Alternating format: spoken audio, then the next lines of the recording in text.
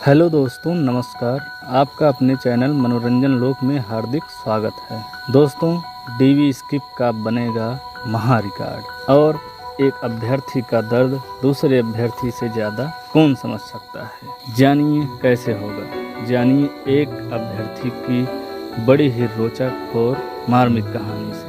जी हाँ दोस्तों, आज मैं आपको ऐसी कहानी बताने वाला हूँ जिससे आपको भी यकीन हो जाएगा कि आखिर एक अभ्यर्थी का दिल कैसा होता है, वो अपने साथी का दर्द कैसे समझता है।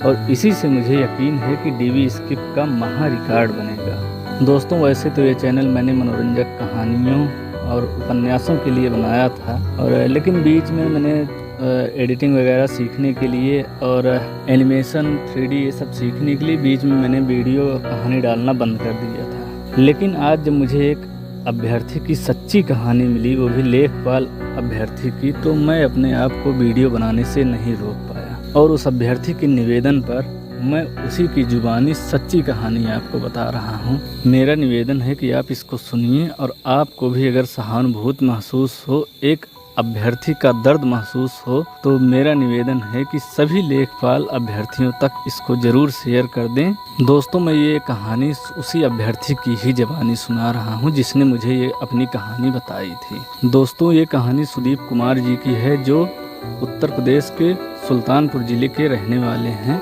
इनका लेखपाल में डीवी के लिए चयन हुआ है, और ये अपनी कहानी बताते हुए कहते हैं कि इनका RRB ग्रुप डी में भी लिखित परीक्षा उत्तीर्ण करने के बाद फिजिकल के लिए चयन हो गया था। इसके आगे सुदीप भाई बताते हैं कि ये अपनी अच्छी तरह से तैयारी कर रहे थे, और तैयारी इनकी बढ़िया से हो भी रही थी। फिर एक समय आया जब इनको फिजिकल के लिए जाना था, और इनका से फिजिकल रतलाम जिला मध्य प्रदेश में होना तय हुआ था। इन्होंने खुशी खुशी घर से पूरी तैयारी करके फिजिकल के लिए निकले, लेकिन कहते हैं भगवान को जो मंजूर होता है वही होता है। ये बेचारे घर से निकले, और इनको रास्ते में पता लगा कि गाड़ी जिस स्टेशन पर आनी थे वहाँ से वो डाइवर्ट होकर दूसरे स्टेशन पर आएगी। अब ये दूसरे स्टेशन पर पहुँचने के लिए हड़बड़ाहट में निकले, और बस जल्दी जल्दी में इनके पैर में जांघ के ऊपरी हिस्से में नसों में खिंचाव आ गया, और एक तेज़ दर्द उठा। वहाँ से इन्होंने किसी तरह मेडिकल स्टोर से दर्द की दवा और स्प्रे वगैरह लेकर जल्दी जल्दी गाड़ी पकड़ कर पहुँचे स्टेशन, और स्टेशन पर अपनी ट्रेन में बैठकर रतलाम के लिए आगे चल दिए। लेकिन रास्ते में इनका जो खिंचाव आ गया था, उसका दर्द धीरे धीरे बढ़ता ही जा रहा था। तो रास्ते में कई बार इन्होंने अपना दवा खाकर और स्प्रे वगैरह या मालिश वालिश करके आराम पाने का प्रयास किया। पहुँचे, किसी तरह रतलाम पहुँचे, वहाँ पर रुकने उकने की व्यवस्था हो गई। तो जहाँ पर रुके थे, संयोग से इनको वहाँ पर 4-5 लड़के और मिल गए साथ के, वो भी सब ग्रुप डी में वही फिजिकल देने के लिए गए थे। तो अपना वही चर्चा वर्चा सब हो रहा था। अब उसी में एक लड़का था जिसका नाम था ओम जी तिवारी।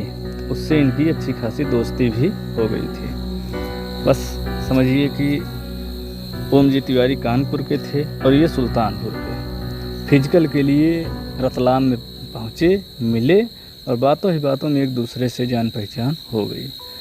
वहाँ पर दोनों ने अपनी सारी बातों को शेयर किया। तो बातों बातों में इन्होंने जिसे बताया कि मेरा यही पैर में थोड़ा दिक्कत है और डर लग रहा है फिजिकल के लिए।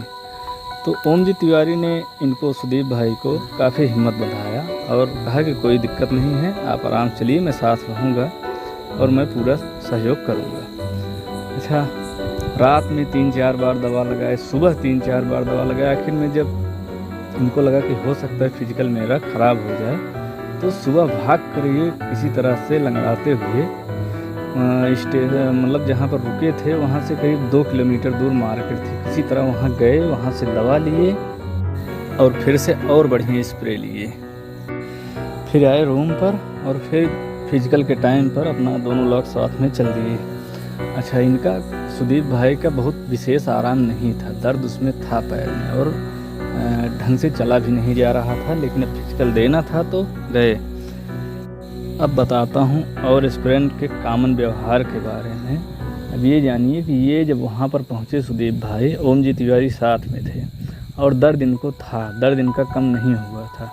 वहाँ पर इनको एक नहीं कई ऐसे अभ्यर्थी मिल गए जिन्होंने जो अपने साथ स्प्रे दवा वगैरह लाए थे, और सबने अपना अपना स्प्रे मतलब जो भी पता पाता कि इनको पैर में दर्द है, मतलब ये कोई नहीं समझ रहा, किसी ने ये नहीं सोचा कि नहीं अगर ये दौड़ निकाल लिए तो हो सकता है हमारे लिए दिक्कत हो जाए। नहीं, सब लोग मदद के लिए आगे आए। और अब सुनिए असली किस्सा।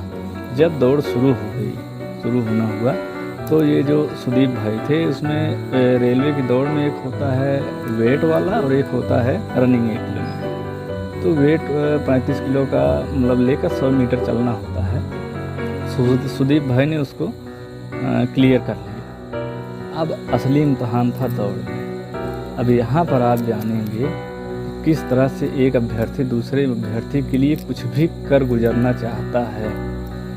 और इसी जज्बे को मैं देखते हुए कह रहा हूँ कि लेखपाल का दर्द एक अभ्यर्थी दूसरे अभ्यर्थी का बहुत अच्छी तरह से समझता है। और इसीलिए मुझे उम्मीद है कि लेखपाल में अधिकतम डीवी स्किप होगा, उम्मीद से ज़्यादा डीवी स्किप होगा, जितना किसी ने सोचा नहीं होगा। अब चलिए देखते हैं दौड़ में क्या वाक़या हुआ। जब रनिंग स्टार्ट हो गई तो पहला राउंड अपना सब लगाए, और उस पहले राउंड में सुदीप भाई, ओम तिवारी, ये सब मतलब सब साथ ही लगभग दौड़ रहे थे, थोड़ा आगे पीछे। सुदीप भी पहला राउंड निकाल ले गए, आराम से निकाल ले गए। लेकिन जब दूसरा राउंड करीब आधा पूरा हुआ, 3 राउंड की दौड़ थी, दूसरा राउंड आधा पूरा होते होते सुदीप के पैर में तेज खिंचाव मतलब तेज दर्द शुरू हो गया। अब वहीं से सुदीप लड़खड़ाने लगे, और राउंड पूरा होते होते दौड़ना क्या, वो चलने की स्थिति में नहीं से किसी तरह से चल रहे थे। अब वहाँ पर ओम तिवारी द्वारा ऐसा वाक़या हुआ जिसको सुनकर आप भी आश्चर्य में पड़ जाएंगे। ओम तिवारी कानपुर के, सुदीप सुल्तानपुर के, दोनों सिर्फ ज़्यादा से ज़्यादा 24 घंटे पहले मिले।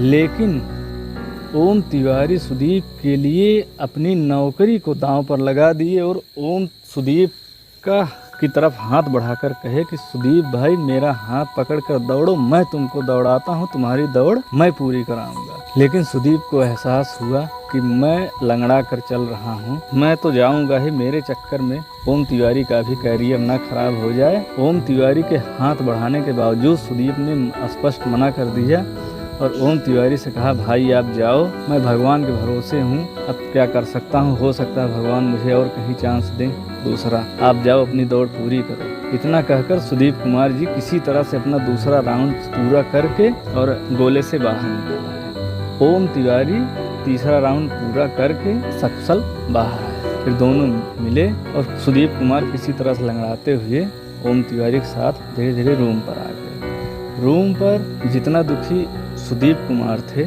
उससे ज़्यादा दुखी ओम तिवारी थे कि मेरे साथ में होते हुए भी सुदीप कुमार की दौड़ पूरी नहीं हुई। और जितने भी 4-5 बंदे थे वे सब सुदीप कुमार का से ज़्यादा दुखी हो गए कि भाई क्या बताएं, लगभग सबकी दौड़ निकल गई थी, आप ही रह गए। और सुदीप कुमार का नंबर अच्छा था, अगर दौड़ निकल गई होती तो आज वो ग्रुप डी में सर्विस कर रहे होते। ओम जी तिवारी जो हैं, इनका इलाहाबाद कह रहे हैं, अहमदाबाद जोन में इनकी जॉब लग गई है और ये जॉब कर रहे हैं।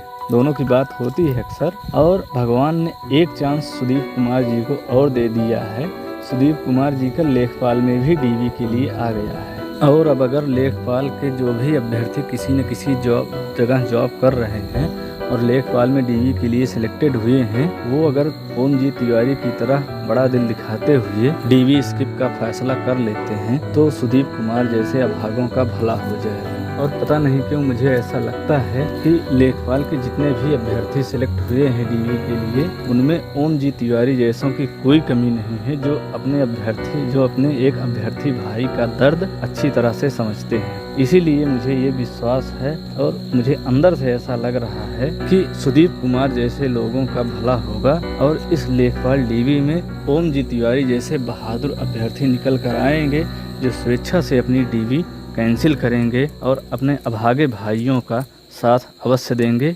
धन्यवाद। दोस्तों, आखिर में मेरा एक निवेदन है कि इस वीडियो को आप ज़्यादा से ज़्यादा शेयर करें, जिससे ओम जी तिवारी जैसे बहादुर वीर इस डीवी स्किप अभियान में भाग लेकर सुदीप कुमार जैसे अभागों को एक उम्मीद की रोशनी दें। और किसी के पास किसी अभ्यर्थी की ऐसी ही दर्द भरी कहानी हो तो कमेंट बॉक्स में ज़रूर बताएं। मैं उनसे पर्सनली कांटेक्ट करके उनकी कहानी अपने चैनल पर ज़रूर सुनाऊंगा। और आखिर में एक निवेदन है कि चैनल को ज़्यादा से ज़्यादा सब्सक्राइब कर लीजिए, जिससे कि मेरा मनोबल और ज़्यादा बढ़ जाए। धन्यवाद। भारत माता की जय।